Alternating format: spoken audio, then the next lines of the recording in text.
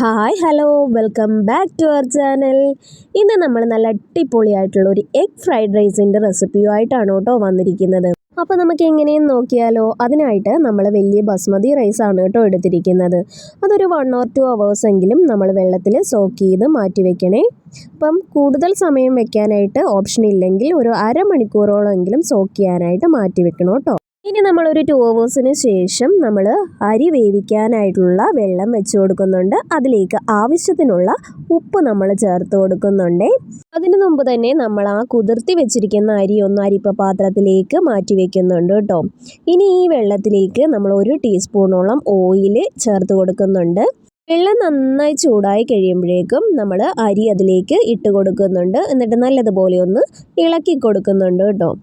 ഇനി അത് നല്ല പോലെ ഒന്ന് തിളച്ച് നന്നായിട്ട് വെന്ത് കിട്ടണോ.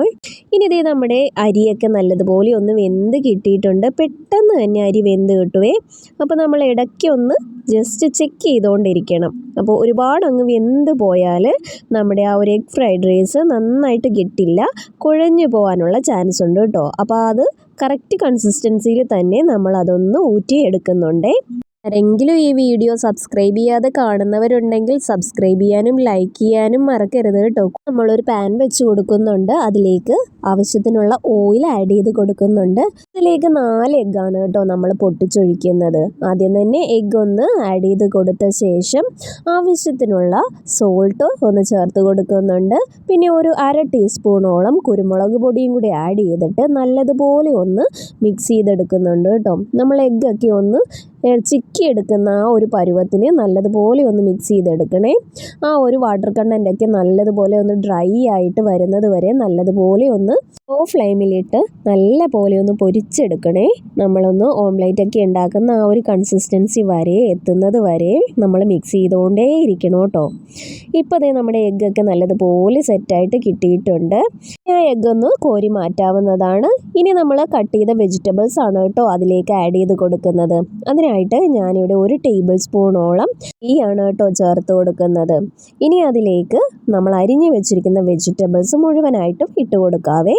ഞാനിവിടെ ക്യാരറ്റും സ്പ്രിംഗ് ഒണിയനും ഒക്കെയാണ് എടുത്തിരിക്കുന്നത്. നിങ്ങൾക്ക് ഇഷ്ടമുള്ള വെജിറ്റബിൾസ് ഒക്കെ ആഡ് ചെയ്യാവുന്നതാണ്.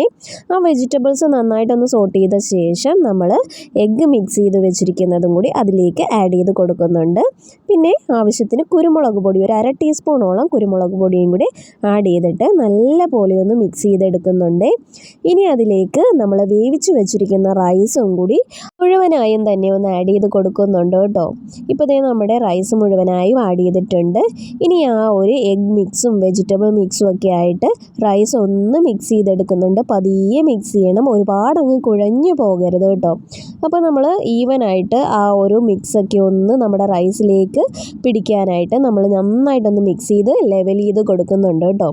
ഇങ്ങനെ ഇതേ നമ്മുടെ സിമ്പിളായിട്ടുള്ള എഗ് ഫ്രൈഡ് റൈസ് ഇവിടെ റെഡി ആയിട്ടുണ്ട്. അപ്പോൾ കുട്ടികൾക്കൊക്കെ ലഞ്ച് ബോക്സിൽ തയ്യാറാക്കി കൊടുക്കാൻ പറ്റിയ നല്ല സിമ്പിൾ ആൻഡ് ഈസി റെസിപ്പിയാണ്. കഴിക്കാനും നല്ല ടേസ്റ്റാണ് കേട്ടോ. അപ്പോൾ ഇതെല്ലാവരും ഒന്ന് വീട്ടിലൊന്ന് പ്രിപ്പയർ ചെയ്ത് നോക്കാൻ മറക്കരുതേ. കറിയൊന്നും തന്നെ ആവശ്യമില്ല കേട്ടോ ഈ ഒരു എഗ് ഫ്രൈഡ് റൈസ് കഴിക്കാനായിട്ട്.